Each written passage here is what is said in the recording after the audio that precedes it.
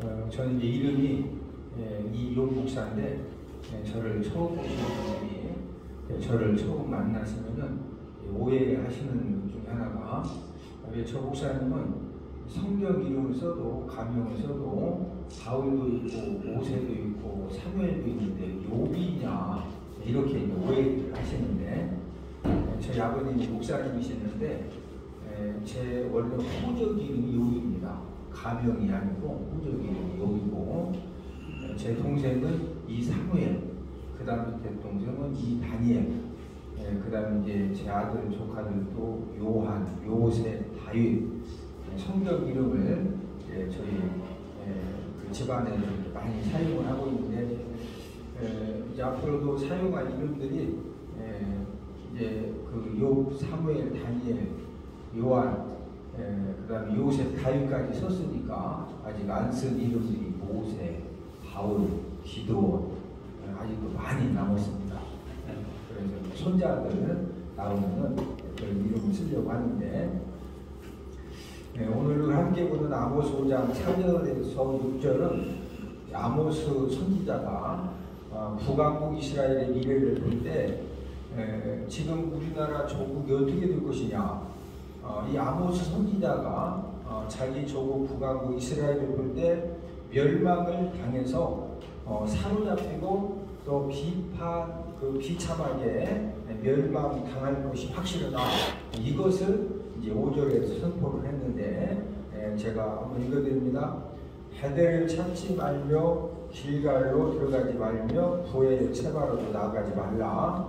길갈은 반드시 사로잡히고 베델은 비참하게 될 것이니라 하셨나니, 너희들이 지금 어떤 급한 상황, 죽음 상황이 닥쳐졌을 때 베델을 찾아가고 또 길갈로 이렇게 도망쳐 들어가도 또 부엘세바로 나아가도 전부 다 베델, 길갈, 부엘세바 할 것 없이 전부 다 이제 붙잡히고 망하고 이제 사로잡히고 비참하게 될 것이기 때문에, 지금 이런 상황에서 지금 어디로 도망치고 어디로 뛰어가서 피해도 전부 다 비참하게 사로잡히고 멸망당해야 되는 이런 국가적인 상황에서 우리가 살 길이 무엇이냐, 이 아모스 선지자가 이제 오늘 본문 4절과 6절에서 지금이라도 살 길이 무엇이냐, 여호와 하나님을 찾으면 산다는 거죠.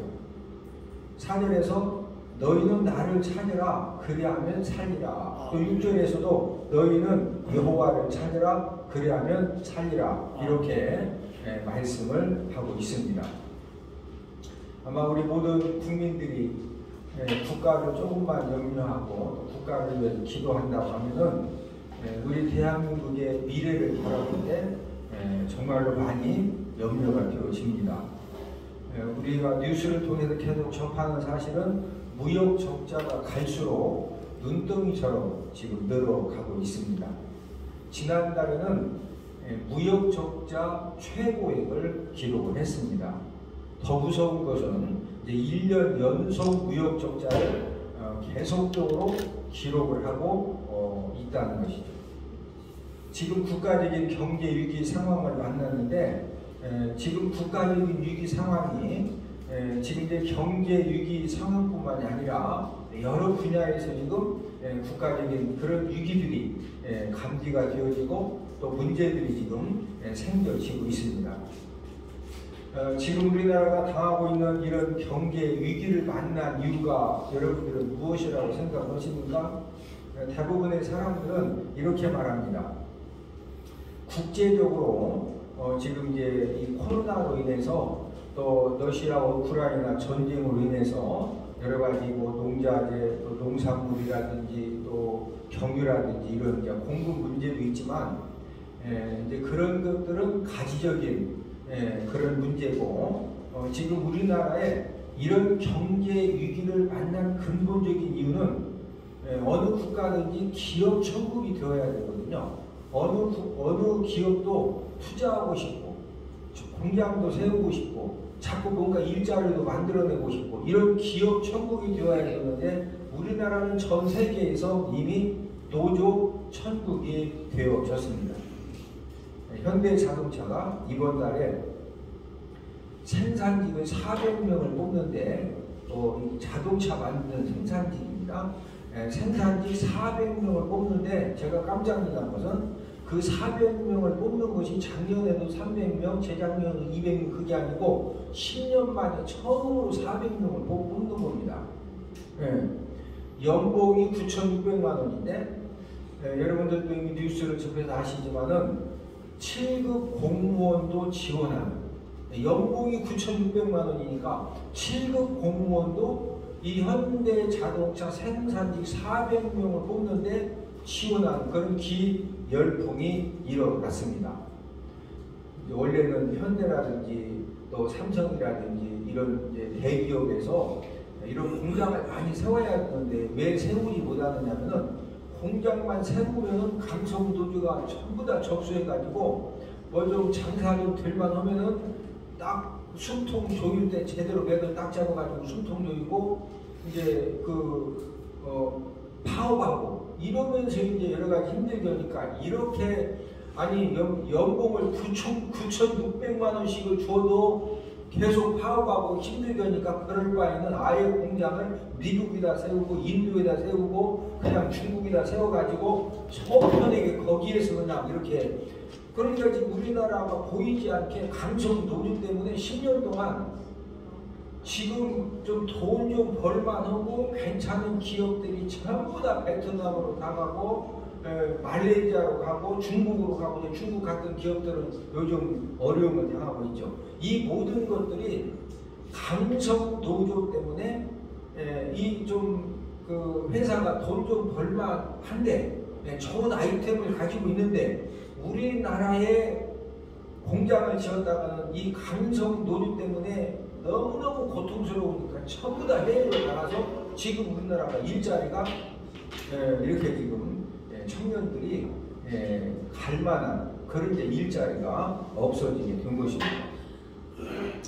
윤석열 정부 들어와서 이제 이 강성 노조, 화물연대 노조, 화물연대 노조가 또 이제 수출하는 모든 부분들을 이제 물건을 이제 실어 나르지 않으니까 화물연대 노조, 또 건설 노조 이런 부분들에 있어서 이제 우리 윤석열 정부가 들어서면서 이제 불법 집행, 또 부당 이득을 취하는 것, 특별히 이제 이 건설 노조들이 일을 하지 않으면서 출근도 하지 않고 돈은 따박따박 받아가고 그러니까 하여튼 이 건설 노조한테 열심히 밤에 접대도 하고 달라는 돈도 주고 안 그랬다가는 막 결정적으로 이제 공사가 쫙 진행되다가 결정적일 때 맥을 잡아가지고 기술자들 전부 다 이제 파업시키니까 이제 이런 식으로 지금 우리나라가 너무 오랜 기간 동안에 지금 어려움을 당하고 있는데 윤석열 정부가 들어서서 지금 이제 조금씩 바로 이제 잡아가서 얼마나 감사한지 모르고 원희룡 이제 국토부 장관이 그래도 발빠르게 모든 것들을 이렇게 잘 대처해 나가는 걸 볼 때 이제 정말로 감사한데 아마 이번 주에 여러분들 신문이나 뉴스 보셔서 아시지만 우리 윤석열 대통령 또 이렇게 모든 국무위원들이 과감하게 용인에 300조 원을 들여서 세계 최대 반도체 산단 조성 발표를 했습니다.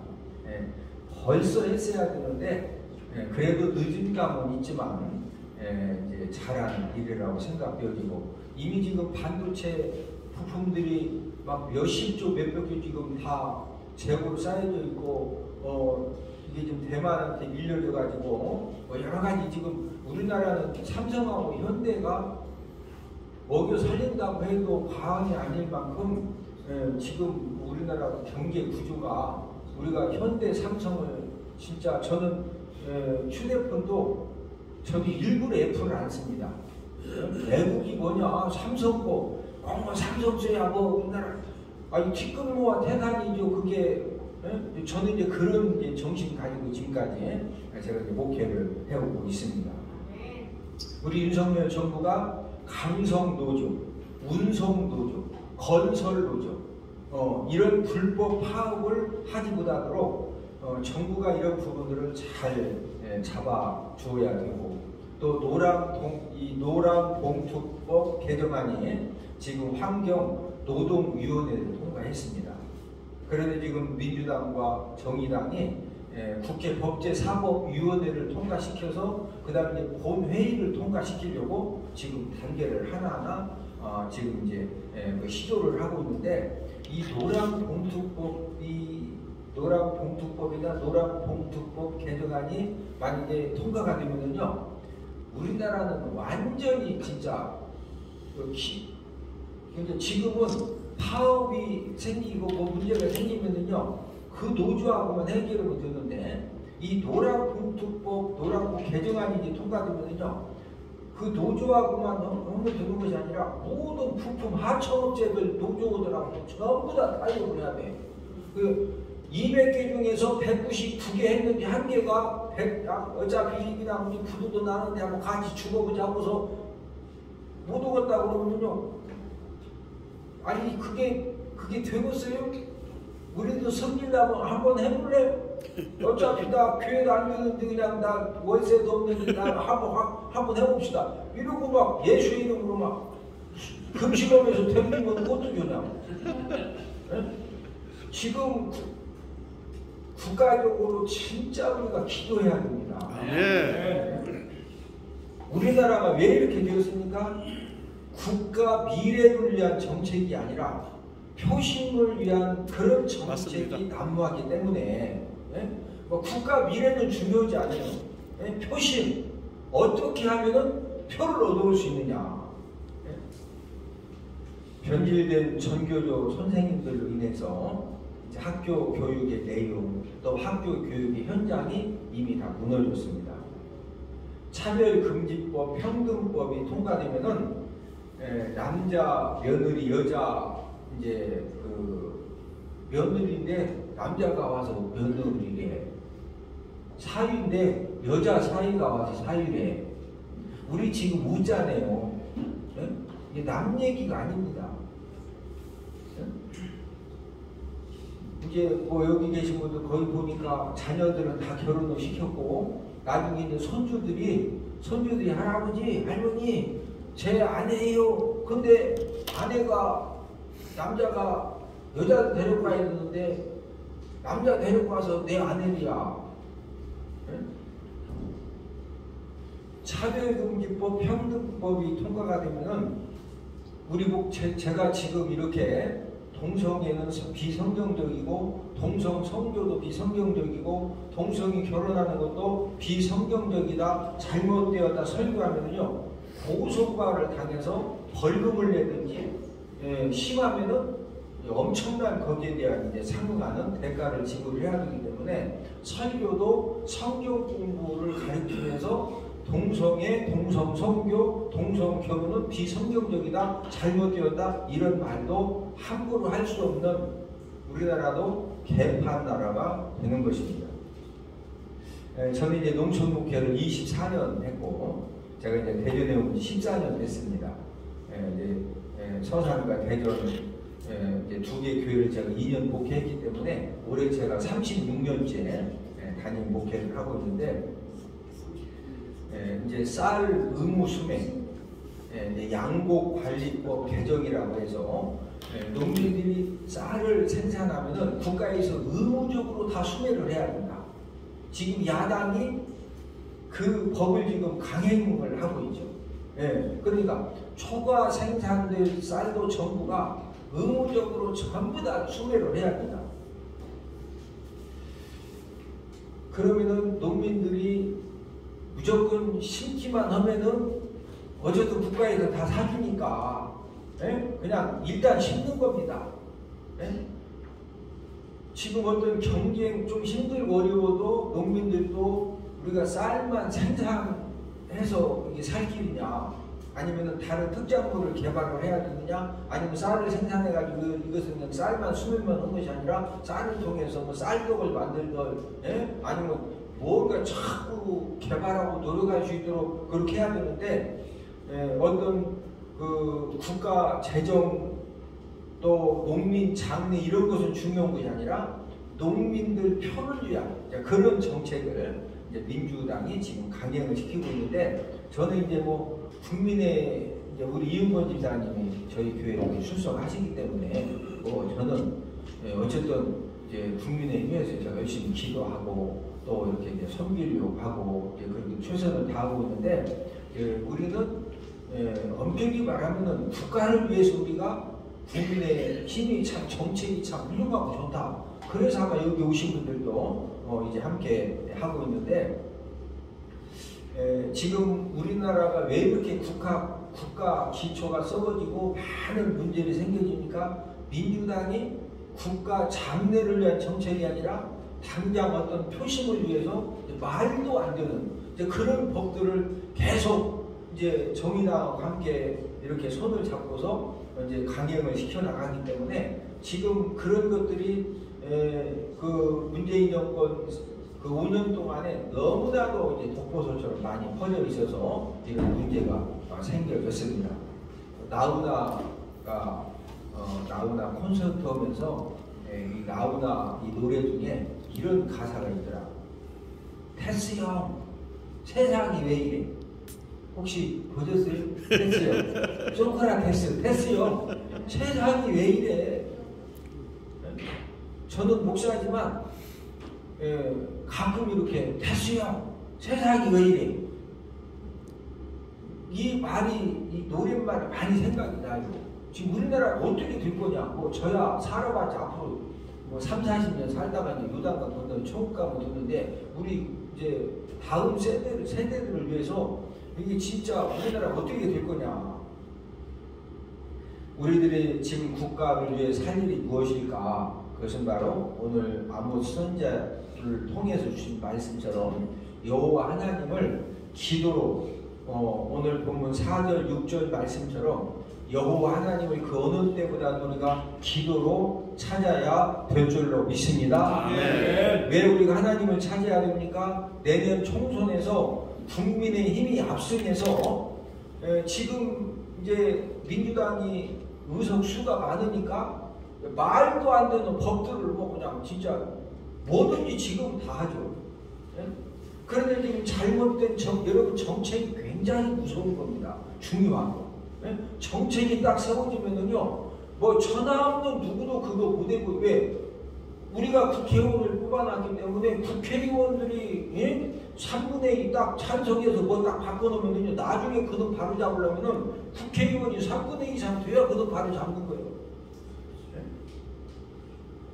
내년 총선에서 국민의힘이 압승을 해야 잘못된 정책들을 바로 잡을 수가 있거든요. 내년 총선에서 국민의힘이 압승을 못하면은 우리나라 미래는 이미 지금 민주당에서 잘못된 정책들을 이거저거 막 세워놓은 이런 상태이기 때문에 우리나라는 갈수록 힘들어지고 개판 나라가 되어질 그런 지금 위기 가운데 있습니다. 여호와 하나님의 도우심을 오늘 우리 기독교 특별위원회에 이렇게 함께 오신 모든 분들이 이런 이제 뭐 제가 여러분들 알고 있는 거 그냥 잠깐 요약 정리해드린 것 뿐이지, 우리 대한민국 국민 그래도 뭔가 좀 국가 어떤 장래 미래에 대해서 조금만 관심 있는 분들은 누구나 다 지금 느끼는 그런 이제 문제점들인데, 저와 여러분들이 특별히 내년에 진짜 국민의힘이 내년 총선에서 압승을 해야 진짜 국가적인 최고의 지금 그 첫 번째 산은 내년 총선에서 우리 이제 그 선거에서 압승을 해야 된다. 그게 바로 국가가 사는 길이다.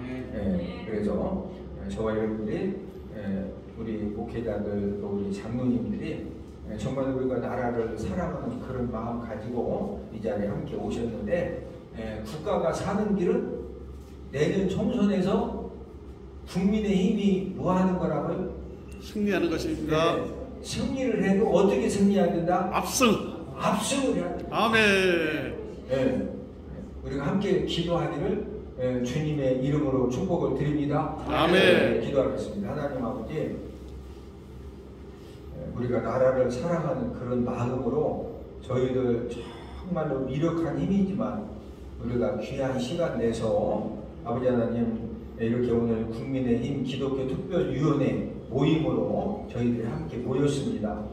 여기 계신 모든 분들 성령 하나님 은혜 주시되 국가에 지금 어떤 문제들이 있는지 또 국가가 어떤 정책을 가지고 어떻게 가야 되는지 바로 분별할 수 있는 분별력을 허락해 주시고 우리 국가가 사는 길은 우리들이 하나님 아버지 앞에 우리 힘으로는 아무것도 할 수 없기 때문에 우리가 기도해야 된다는 것을 우리가 깨달아서 특별히 아버지 하나님 내년 총선에서 국민의힘이 압승할 수 있도록 우리가 동일한 비전 가지고 나라를 사랑하는 마음 가지고 함께 기도하게 하여 주시옵소서.